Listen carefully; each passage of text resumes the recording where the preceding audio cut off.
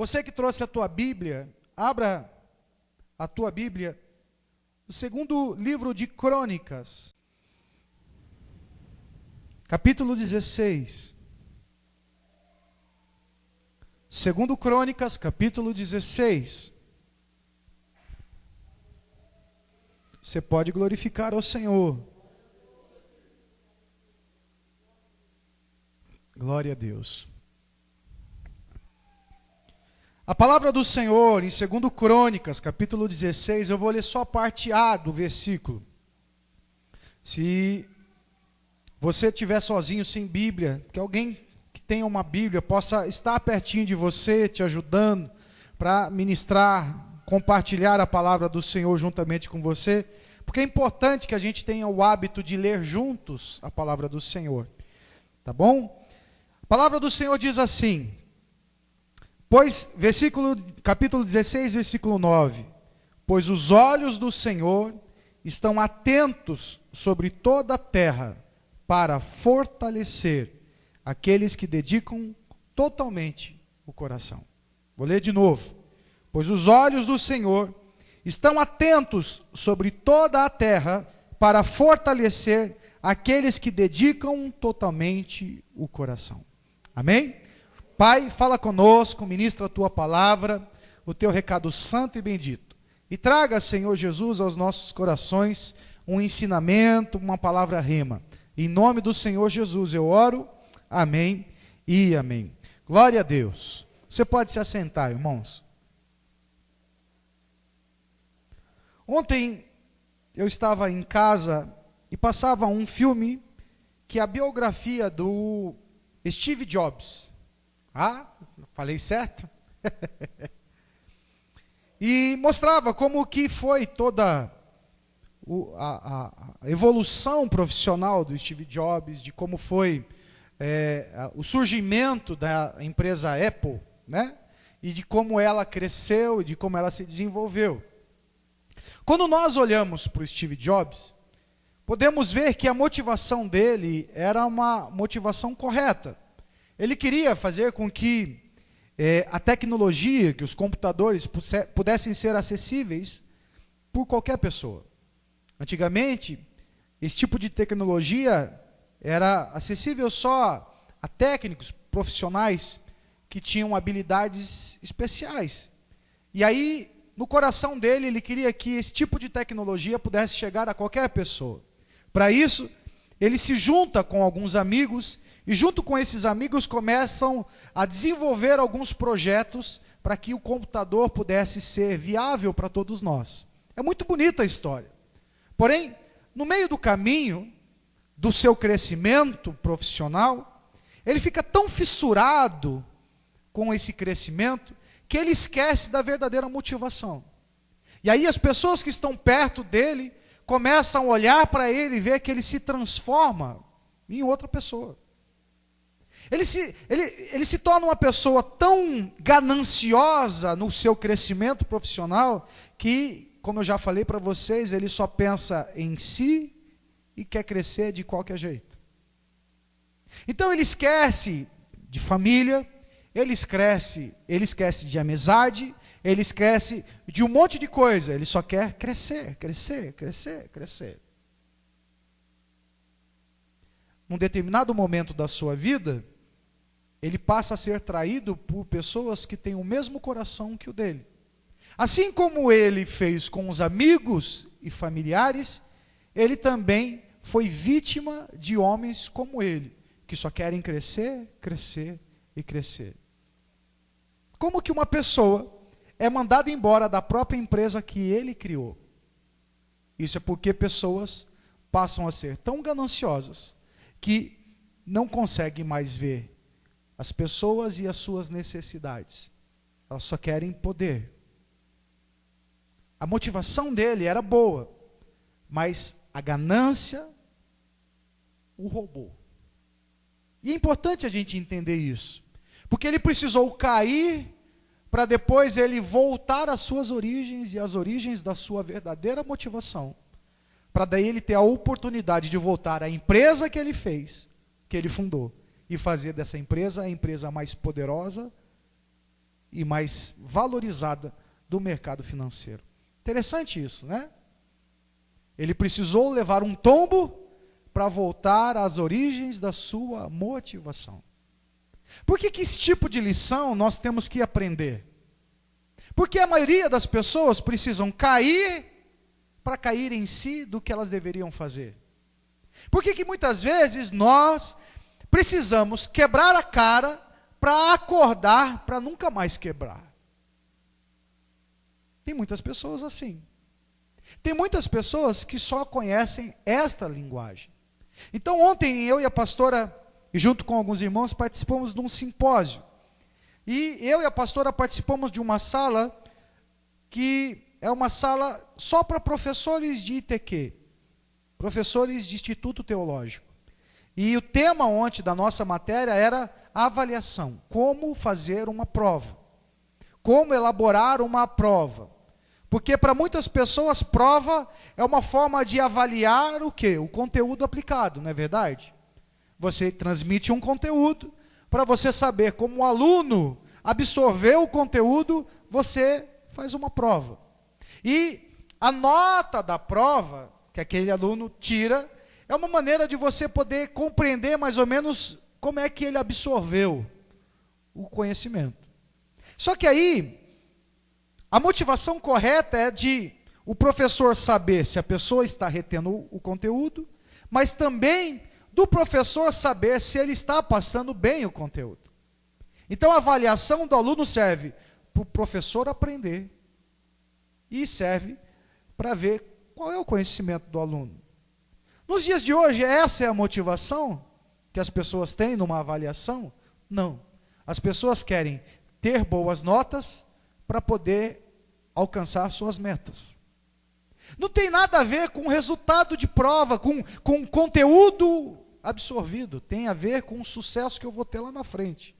Então, a pessoa faz uma faculdade e, em vez de ela crescer no conhecimento e absorver o conhecimento que ela está recebendo, ela só quer tirar 10 para poder ter um diploma. Então, nós vemos médicos que não sabem diagnosticar, muitas vezes, uma enfermidade. A gente vê médicos que vão operar e que, muitas vezes, fazem um estrago na cirurgia. Por que isso acontece? Acontece porque essas pessoas não aprenderam. Essas pessoas tiraram boas notas, mas não aprenderam. Como que elas tiraram boas notas? Elas tiraram boas notas porque colaram, tiraram boas notas porque decoraram um questionário. E muitas pessoas fazem isso. Elas não aprenderam, elas usaram técnicas para reter aquele conhecimento momentaneamente. A nossa professora ontem até contou um exemplo de que um aluno dela disse assim: professora, aplique logo a prova para que eu não esqueça. Ele estava ali decorando e relembrando o que decorou, mas se demorasse muito para aplicar a prova, ela ia esquecer o conteúdo. Quem aprende esquece, quem aprende não esquece. Algumas pessoas gostam de usar cola. A cola é uma técnica para gente incompetente, para gente que não estudou, para gente que não reteve conteúdo, para gente que quer burlar o sistema. A cola, ela usou um termo como fraude. Você quer fraudar uma coisa? Cola. Ai, pastor, é mais bonitinho falar, eu colei, do que falar assim, eu fraudei a prova. Você percebe como a gente substitui as palavras para amenizar nosso erro? Olha, eu deveria governar a cidade de forma correta. Para isso, eu fraudei as eleições, comprei voto. É fraudar. Se no sistema pequeno eu fraudo uma prova, eu fraudo qualquer coisa. A gente tem por costume ficar apontando os erros dos políticos agora, porque nos interfere diretamente. Mas a fraude que o político comete é a mesma que ele cometia quando ele fazia uma prova e tinha que colar. Quando, diante de uma ordem do patrão, e uma ordem onde eu queria resolver com má vontade, eu arrumava formas e jeitos de antecipar o processo, só para poder acalmar o coração do patrão e não ter tanto trabalho assim. Nós usamos isso como gambiarras, por exemplo, o termo usado. Nós cortamos caminho, são fraudes. Se existe um caminho e eu quero cortar o caminho, eu estou fraudando o sistema. Se você quer crescer na vida, mas você quer cortar caminhos, você não cresce na vida. Você burlou os sistemas. Isso não quer dizer que você é uma pessoa de sucesso. Essa semana ficou explícito nos jornais: Malco, jogador do Corinthians, comprou carteira de motorista. Quantas pessoas não compraram carteira de motorista? Eu comprei carteira de motorista há 20 e tralala anos. Por quê? Porque eu não queria ter dificuldade no trânsito. Não queria ter dificuldade na minha avaliação. Aí falaram assim: olha, se você pagar um pouquinho mais, você vai com uma fichinha na tua ficha e você passa. Quando eu tive que renovar minha carteira, e eu já era convertido nessa época, eu tive que estudar para fazer a escolinha, para passar, para fazer. Como foi difícil, reprovei na primeira, passei na segunda. Mas para passar na segunda eu tive que comer um livrinho. Eu não queria comer livrinho, era mais fácil pagar, não é verdade? Quantas pessoas adquirem carta de motorista de forma ilícita? Porque a própria autoescola te ajuda nisso. Não precisa pagar isso não, faça assim, faça assado. Você está entendendo, gente? A gente joga as informações, mas muitas vezes esquecemos dos nossos métodos. A gente anda 120 numa rodovia que é de 100, mas quando aparece o farol que vai nos multar, a gente abaixa para 100. Durante todo o percurso, nós estamos fraudando o sistema. Mas por causa de uma multa, a gente volta ao sistema só para não tomar a multa. Vocês estão entendendo o que eu estou falando? A gente não licencia o carro como deveria licenciar, a gente não paga os impostos como deveríamos pagar. Mas se eu não pagar os impostos, depois eu perco o valor na minha venda. Então eu pago, entro no sistema, porque senão eu sou prejudicado, e não porque é correto estar no sistema. Olha como é a mentalidade da gente. E aí quando aparece pessoas burlando o sistema, a gente fala: nossa! Mas nós muitas vezes não refletimos sobre o que nós estamos absorvendo, sobre o que nós estamos aprendendo quando somos ensinados. Essa semana houve uma grande polêmica. Vai começar na marginal do Tietê a velocidade a 70 e não mais a 90. E o povo disse: que absurdo! Mas o povo a 90 andava a 100, a 120. Agora vai abaixar para 70. Você acha que quem burlava a 120 e o 90 não vai burlar o 70? Mas é porque está em pauta, todo mundo está falando. E eu estou falando isso para que nós possamos entender que os governos que aí estão, eles estão aí para estabelecer uma ordem, uma organização. E a organização faz com que os cidadãos que estão envolvidos debaixo desse governo possam ser abençoados. Se nós não tivéssemos leis, se nós não tivéssemos governo, as pessoas entrariam dentro da tua casa e diziam: agora essa casa é minha. E você: não, eu comprei, não é minha. Mas aí o governo diz: não, ela é sua. Ele põe ordem, tira o invasor e te dá o direito, porque você comprou, é um poder adquirido. Mas se não há governo, é cada um por si.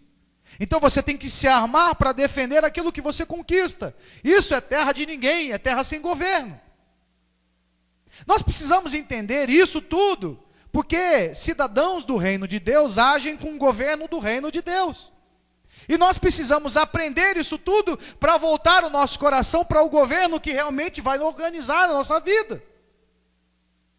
Então o crente começa a entender que comprar carteira está errado. O crente começa a entender que não adianta colar em prova. Não adianta usar métodos fraudulentos. Eu tenho que usar outros métodos. Por quê? Porque o reino de Deus está dentro de mim. E reino de Deus quer dizer governo de Deus. Governo quer dizer ordem. O que eu fazia de qualquer jeito, agora eu não faço mais, porque a presença de Deus dentro de mim me organiza. Me coloca em ordem. As pessoas querem dizer assim, somos crentes. Se você diz que é crente, então você está dizendo que há um governo que estabelece para você uma ordem. Não é mais do teu jeito, é do jeito de Deus. Do jeito de Deus. A gente usa esse termo para dizer, fulano é carnal. Carnal quer dizer o quê? Que ele se autogoverna. Fulano é espiritual, quer dizer o quê? Que o governo de Deus governa ele. Você é carnal ou você é espiritual? Quando eu olho para vocês como pastor, eu sei se você se autogoverna ou se você é governado por Deus. Como é que eu observo isso? Quando eu observo a tua ética moral. Se a tua ética moral está relacionada àquilo que Deus estabelece como ordem, então você é espiritual, e eu consigo fazer essa leitura. Eu não preciso ser um médio evangélico. Sabe o que é um médio evangélico? Aqueles caras que ficam, esse cara é espiritual, esse cara é poderoso, porque Deus falou para mim, que senti de Deus isso. Não. O conhecimento da palavra de Deus faz eu conseguir observar uma pessoa espiritual e uma pessoa carnal. Olha, esse pai é carnal. Por que ele é carnal? Porque a vida dele é governada por ele. Esse pai é espiritual. Por quê? Porque Deus governa esse pai. E as decisões que esse pai tem são baseadas no conhecimento da palavra que Deus dá a ele. Vocês percebem a diferença? Essa mãe é carnal. Essa mãe é carnal por quê? Porque ela se governa. Ela faz as coisas do jeito dela. Agora, essa mãe é espiritual. Por quê? Porque tudo que ela faz tem uma ordem de Deus. Esses filhos são carnais. Por que são carnais? Não é um xingamento isso não, irmãos. Quando você fala assim, olha, fulano é carnal, está me chamando o quê? Está falando que você se governa. É a mesma coisa chamar você é medíocre. Isso quer dizer o quê? Que você não é excelente no que você faz, você está na média. E pessoas precisam entender todas essas palavras para entender que Deus quer fazer cada um se estabelecer no seu governo. E o governo de Deus organiza a nossa vida. O governo de Deus organiza a nossa vida. Quando você entra aqui na igreja e pede ajuda, a tua ajuda não é assim, pastor, me ajuda, eu vou colocar você debaixo do meu braço e vamos começar a andar debaixo do meu braço. Não, a partir de agora eu tenho a obrigação de gerar em você a palavra que produz ordem dentro de você. Então eu tenho que estudar, tenho que buscar, tenho que trazer uma palavra, tenho que trazer um aconselhamento, segundo a palavra de Deus, para quê? Para organizar os teus pensamentos. Então aquilo que você costumava fazer de qualquer jeito, agora a palavra de Deus vai te organizar. Você não vai fazer mais de qualquer jeito. Por isso o texto que nós lemos, quero ser fortalecido? Você quer ser fortalecido? A palavra do Senhor diz que o Senhor só fortalece aqueles que dedicam totalmente o seu coração. Por que isso? Porque lá no Evangelho de Lucas, capítulo 17, versículo 20, a palavra do Senhor diz assim, o reino de Deus não vem de modo visível, nem se dirá, aqui está ele ou lá está, porque o reino de Deus está dentro de nós. A religião mostra para nós o lado externo da coisa. O reino de Deus mostra o lado interno da coisa. Então, se o governo de Deus, ele opera dentro de mim, essa bagunça de pensamentos aí que você tem, demonstra o quê? Que ele ainda não está dentro de você. Que ele ainda não se manifestou dentro de você. Você não permitiu que o governo começasse a agir dentro de você. Ah, mas eu já aceitei Jesus. Você aceitou Jesus, mas não trouxe as leis do governo. para dentro de você. Ah, isso eu concordo, pastor. Isso eu não concordo. Enquanto você reluta em não concordar, Deus não tem como te governar. Deus não tem como organizar os seus pensamentos. Deus não tem como abençoar a sua vida. Se nós olhássemos para o Steve Jobs e fizesse só uma avaliação da vida dele até um determinado momento, nós diríamos que ele foi reprovado. Que ele era um homem inteligente, um homem extremamente habilidoso em determinadas coisas, mas se ele morresse naquele momento, nós íamos dizer que aquele homem estava reprovado. Por quê? Porque diante da motivação que ele tinha do início, ele não chegou a lugar nenhum. Ele não chegou a lugar nenhum, porque ele chegou sozinho e chegou de qualquer jeito. Mas à medida que nós vemos a maneira como ele foi se transformando ao longo do processo, no final da vida dele, nós vemos o quê? Que ele foi aprovado naquilo que ele tinha como dom. Deus nos fez com um propósito, gente. Você tem um propósito. E se no desenvolver desse propósito você se perder, reprovado.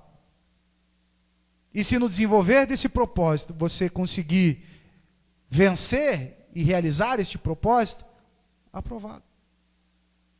Deus me chamou para trazer a palavra do Senhor. Deus me chamou para cuidar das suas ovelhas. Se no meio do caminho começar a olhar para mim, não mais para vocês, eu me perdi no propósito. Diante de Deus eu fui reprovado. A palavra de Deus diz que alguns homens vão chegar diante do Senhor e vão dizer assim: Senhor, eu expulsei demônios, eu curei em teu nome, mas eles estavam fora do propósito. Deus vai dizer: não te conheço. Não te conheço. Por isso é tão importante você saber por que você existe. Por isso é tão importante você saber qual é o dom que Deus pôs em você. Porque quando Deus coloca dons em nós, Ele coloca dons para que a gente possa abençoar pessoas. Os propósitos da nossa vida abençoam o outro, enquanto o propósito da vida do outro nos abençoa. As suas habilidades e os teus talentos não vão servir para você, vão servir para os outros. Hoje eu posso usar o tablet, posso usar o computador, ideias de Steve Jobs, que facilitam minha vida e me ajudam no meu propósito. Se ele de alguma forma se perdesse e não concluísse o seu propósito, porque aonde ele parou, agindo só para ele, ele não poderia ter aprimorado as coisas como se aprimoraram. Mas quando ele se voltou ao propósito, ele pôde nos abençoar com toda essa tecnologia e facilitar a nossa vida em tantas coisas. Vocês estão entendendo? Deus pôs o quê? Ordem. Reino de Deus põe ordem. Essa é a vontade de Deus para mim e para você. O reino de Deus quer pegar as tuas emoções e colocar em ordem. Usava uma ilustração hoje de manhã da roleta do Silvio Santos, que fica ali passando, ganha 100, ganha 500, passa a vez, ganha tudo, não é assim? Os nossos pensamentos fazem isso, o tempo todo. Então você fica pensando, uma hora numa coisa, uma hora na outra coisa, uma hora numa coisa, uma hora outra coisa. Daqui a pouco aquilo que passou agora na tua cabeça vai passar de novo. E depois vai passar de novo. Enquanto a roleta não parar, aquilo vai ficar na tua cabeça. Agora imagina, você que já está cheio de pensamentos na cabeça, aparece um problema novo. Já passam tantos problemas dentro da tua cabeça. Mas um problema faz o quê com você? Te aborrece. Aí você que já tem muitos problemas, muitos pensamentos, e que já tem um problemão para resolver, agora aparece outro problema. Como que vai ficando a sua vida? Um inferno. Por quê? Porque todos esses pensamentos precisam de uma organização. E o Senhor tem o poder de parar a roleta e te priorizar nos propósitos, nos pensamentos que estão na tua cabeça. Usei o exemplo do Davi, que tinha que vencer um gigante. Mas eu só venço o gigante quando eu esqueço o que está atrás do gigante. Veja, nós temos aqui muitos irmãos que já foram adolescentes, não é verdade? Não vou dizer que é velho, porque não existe isso aqui, nem tem ninguém velho aqui, né? Mas irmãos que já passaram pela adolescência. Então imagina, por exemplo, que talvez você já deva ter pensado nisso. Ah, se eu tivesse a tua idade com a minha cabeça. Já pensou nisso ou não? Ou já ouviu alguém falar? Ah, se eu tivesse a sua idade com a minha cabeça. Por quê? Porque hoje você tem a capacidade do quê? De se organizar melhor do que quando você era adolescente, não é verdade? Você tem a capacidade de raciocínio muito mais equilibrado do que quando você era adolescente. Quando era adolescente, você agia muito por impulso. Você nem pensava, não é verdade? Fazia as coisas por impulso. Hoje não, você não faz por impulso porque você sabe qual é o preço. Então hoje você pensa, porque você sabe a consequência. Isso é a maturidade, é a experiência que é produzida dentro de você. Então imagina para um adolescente vencer um gigante. Para pensar. Um adolescente que tem que ter a tranquilidade de vencer um gigante que deveria ser umas 3 vezes maior que ele. Com muita experiência de guerra. Com uma lança que era pesadíssima. Com um braço, um bíceps, um tríceps, que deveria dar o corpo dele. Mas mais do que isso, olhar para trás desse grande gigante e ver um grande exército, que está atrás fazendo assim. Mas mais do que olhar para o gigante, e olhar para esse grande exército gritando atrás do gigante, olhar para trás e ver que a tua família depende de você, que o teu exército depende de você, e que um rei depende de você, e que tudo está conspirando contra você. Adolescente, com essa responsabilidade e este peso sobre as costas, eu tenho o poder de mudar toda a vida e a história do meu povo. Que peso é esse, irmão? Para um adolescente que não tem como se concentrar, que age pelo ímpeto, pelo impulso. Tem jogador de futebol que pipoca por causa de uma final, porque o estádio tá cheio, o povo grita. Não é assim que acontece? A gente vê atletas que participam da Olimpíada no seu país, que são os melhores do mundo em qualquer país que ele vai participar, mas quando vai jogar no seu país, ele pipoca por causa da pressão. São jovens, não são? A maioria dos atletas são jovens, que não conseguem vencer por causa da pressão. O que é a pressão, irmãos? Um mundo de pensamentos que rodam na nossa cabeça. Imagina o Davi olhando para o gigante pensando assim: ai, o que vai ser do meu pai? O que vai ser da minha mãe? Meu Deus, meus irmãos estão tudo olhando para mim. Ô rei miserável, por que você não lutou, rei? Eu tenho que estar aqui, vocês são muito covardes. Cabeça de um jovem adolescente pensando. Não é? Ai meu Deus, e se eu morrer? Será que eu vou morrer? Mas ele é grande demais, meu Deus do céu, se aquela lança pega em mim, ai meu Deus, nossa, olha quanto é o povo que está atrás dele, nossa, o exército está contando comigo. Pensamento do adolescente. Ó quantos pensamentos, a roda na cabeça dele. Mas a palavra do Senhor diz que ele estava na força dele? Ele estava na força? E o reino de Deus é o quê? O reino de Deus está dentro da gente. E reino é o quê? Governo. Governo é o quê? Ordem. Então, parou a roda. Ele só passou a olhar para o gigante e se concentrar em como vencer o gigante. Ele pegou a funda, rodou, acertou aonde tinha que acertar, Concentração. O poder da concentração de Davi gerou a ele a vitória. Se ele estivesse no turbilhão de pensamentos, ele não se concentraria no que ele deveria fazer e ele não teria êxito no que ele fez. O governo de Deus faz isso conosco. Ele coloca ordem no nosso pensamento e faz com que a gente se concentre naquilo que a gente tem que fazer. Talvez você esteja aqui hoje pensando no que tem que fazer amanhã.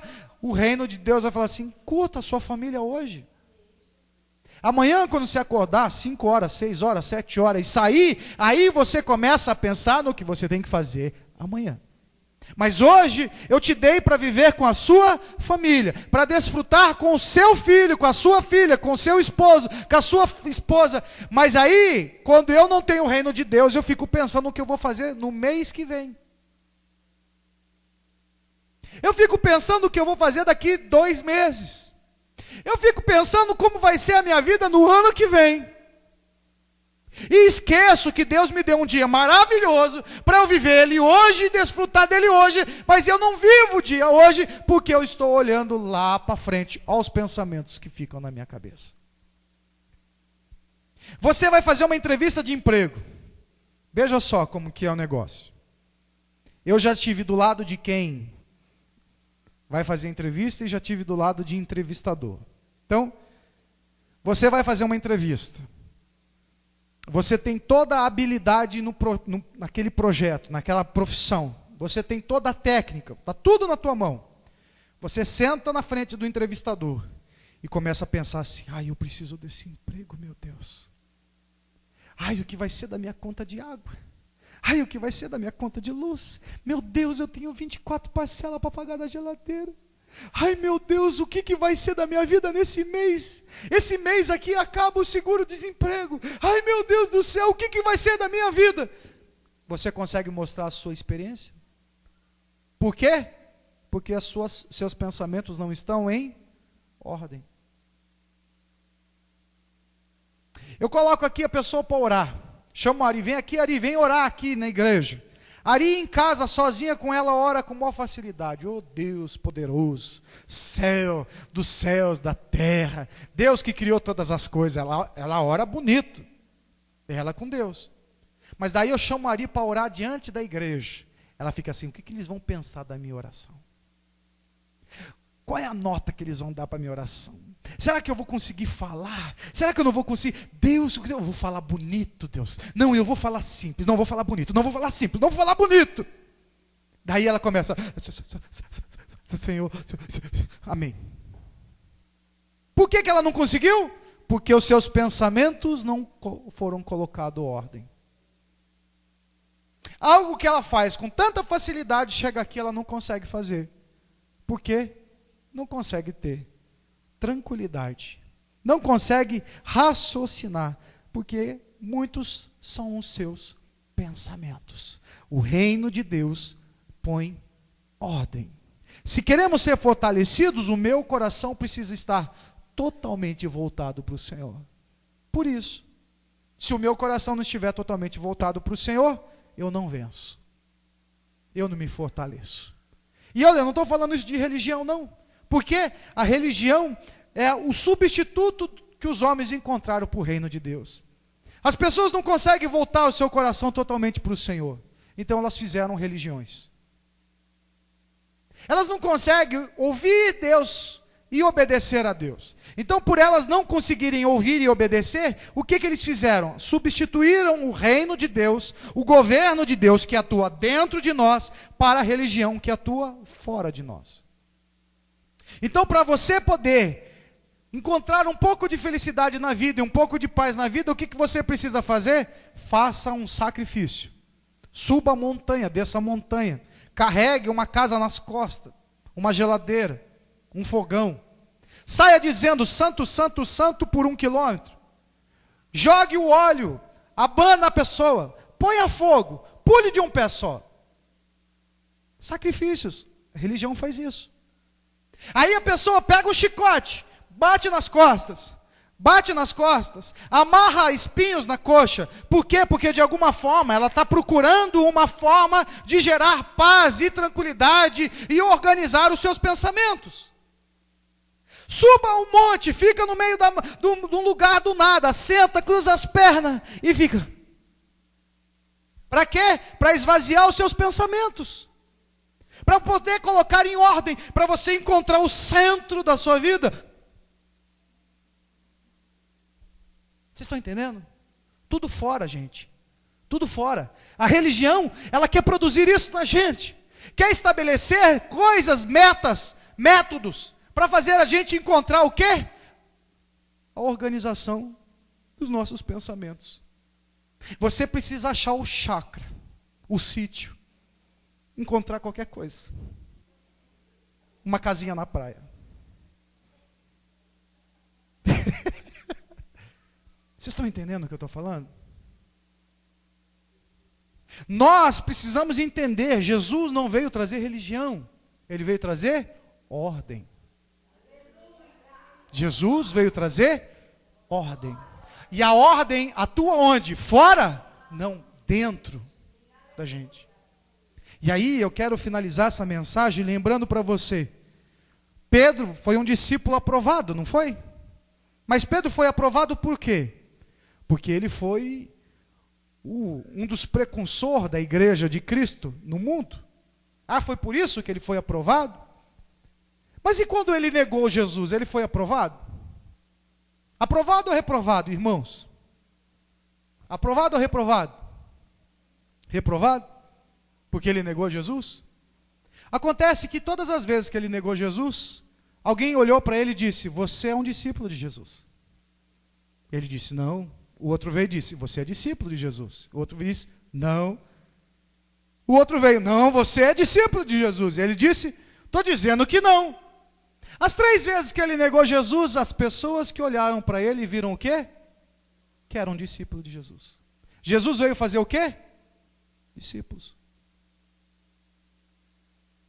Se nós avaliássemos Pedro pelo erro que ele cometeu, nós daríamos a ele 0 e dizíamos a ele, você é reprovado. Mas quando olhamos para ele, do ponto de vista de que o que Jesus queria fazer nele foi feito, porque todo mundo que olhava para ele dizia, você é discípulo, você é discípulo, você foi discípulo. Então ele foi aprovado.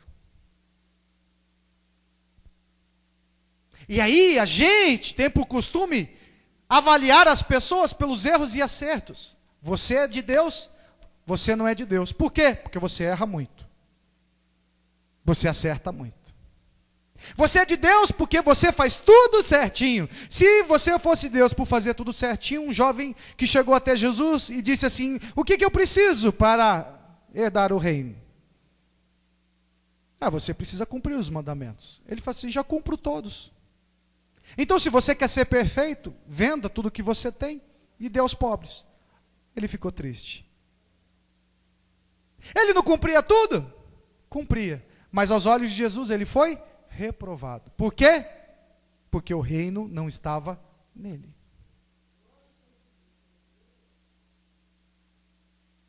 A gente tem uma maneira de avaliar as pessoas. Essa pessoa é de Deus. Por quê? Porque ela acerta. Não. Nós temos que olhar uma pessoa que é de Deus porque ela está organizada. Porque as decisões que ela toma são decisões organizadas. Porque quando aparece uma crise, quando aparece um problema, essas pessoas resolvem os seus problemas de forma organizada. Se você é daqueles que ainda resolvem os seus problemas com gritaria, xingamento, isso quer dizer que não há ordem dentro de você. E se não há ordem, o reino ainda não se manifestou totalmente.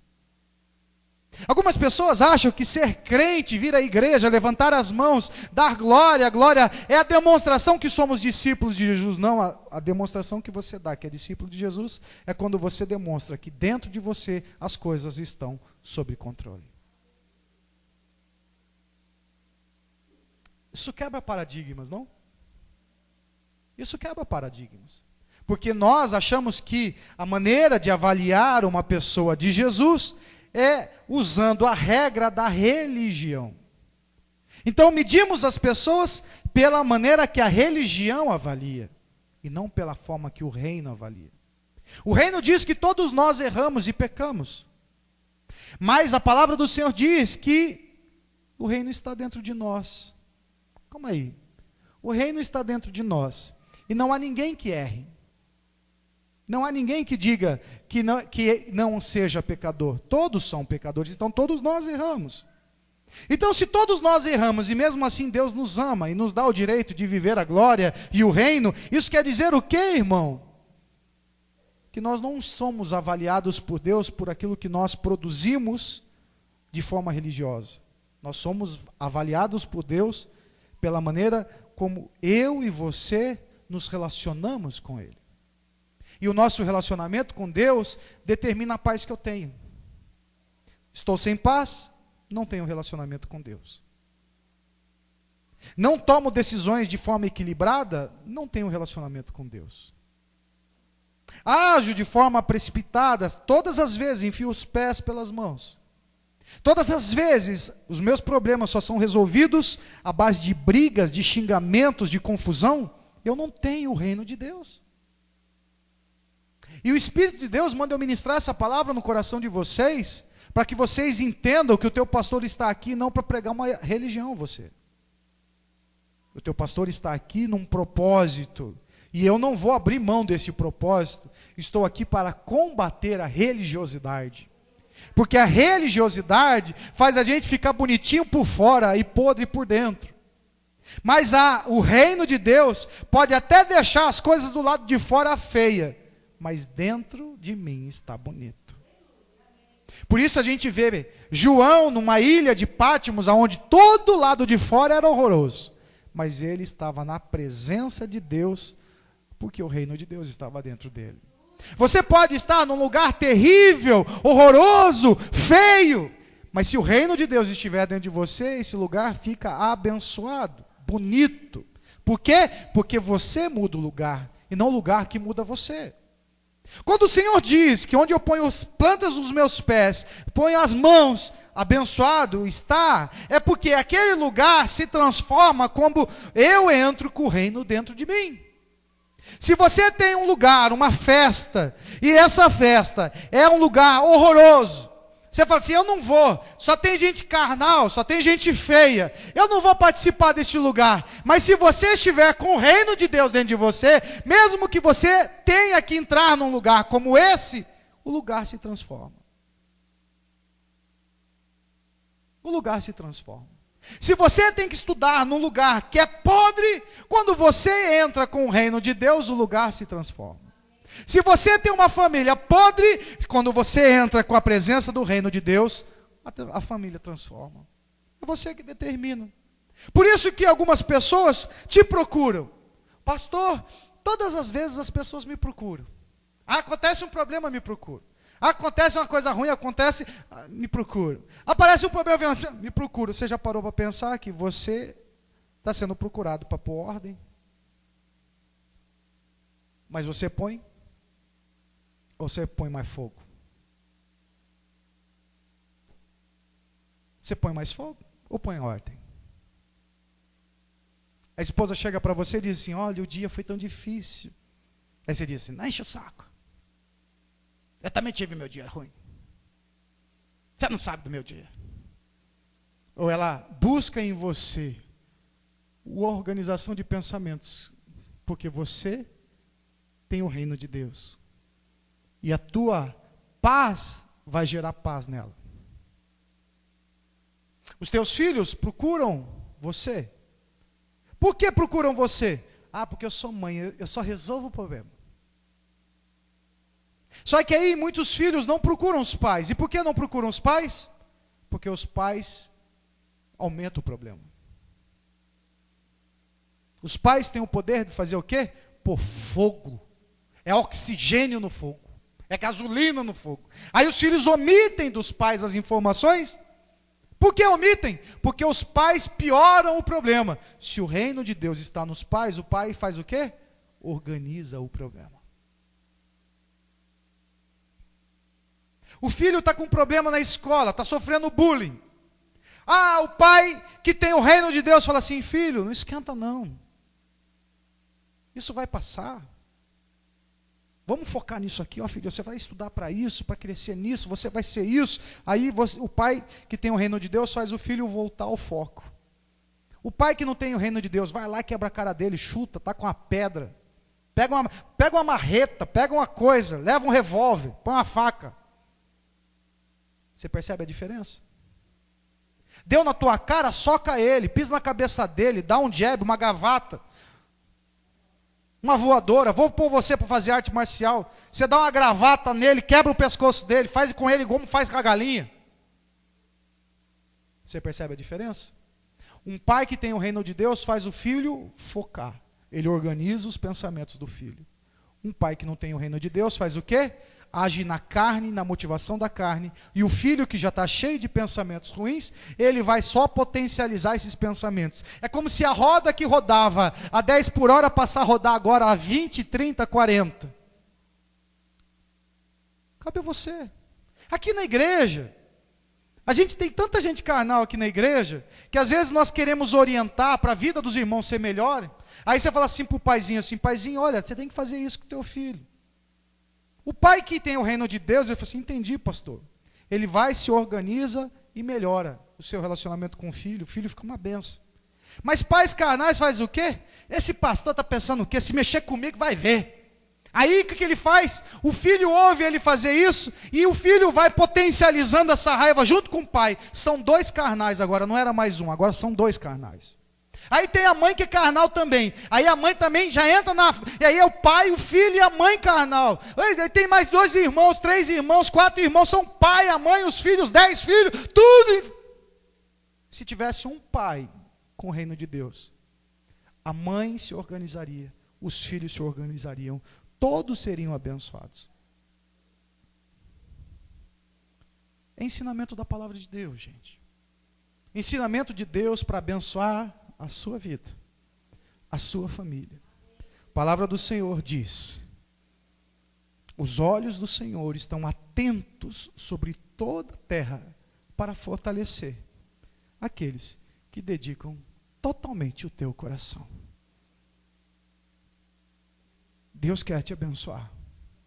Deus quer te ajudar. Mas o reino de Deus é uma escolha sua e não dele. O que ele podia fazer, ele fez. Deu a vida dele, morreu na cruz, venceu a morte. Para mostrar para nós que nós somos capazes de vencer a nossa carne. Nós somos capazes de vencer o sofrimento. Nós somos capazes de perdoar. Nós somos capazes de amar. Nós somos capazes de ter equilíbrio. Jesus veio aqui, se desfez da sua glória. Encarnou. Para quê?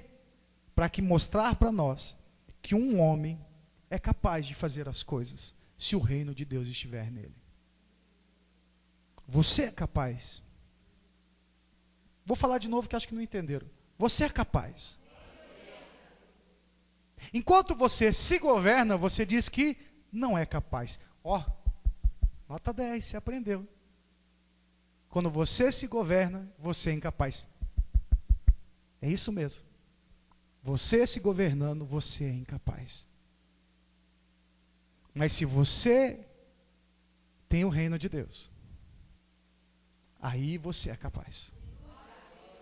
Vamos aprender a lição logo? Quero dar 10 para vocês. Quero dar 10 para vocês. Por quê? Porque o 10 é a tua felicidade. O 10 são as tuas realizações, as tuas conquistas. E aí, eu não preciso apresentar uma nota para avaliar se você é ou não é. A tua vida vai mostrar se você é ou não é.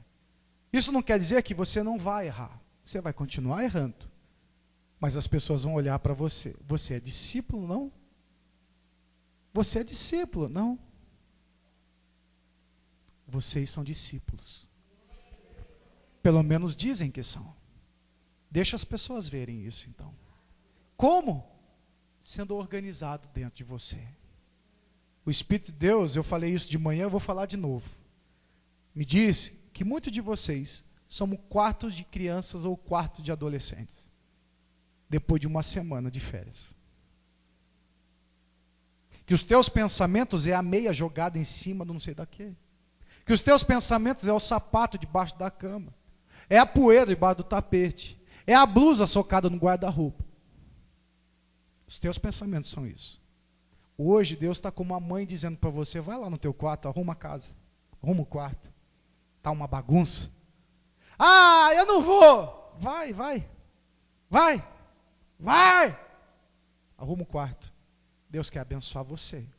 Quanto mais você quer se governar, o problema é seu. Deus está te dando a opção e o escape. Quer continuar se governando? O problema é seu. Ele não vai deixar de ser Deus, mas você vai deixar de ser feliz. Amém? Palavra do Senhor para você.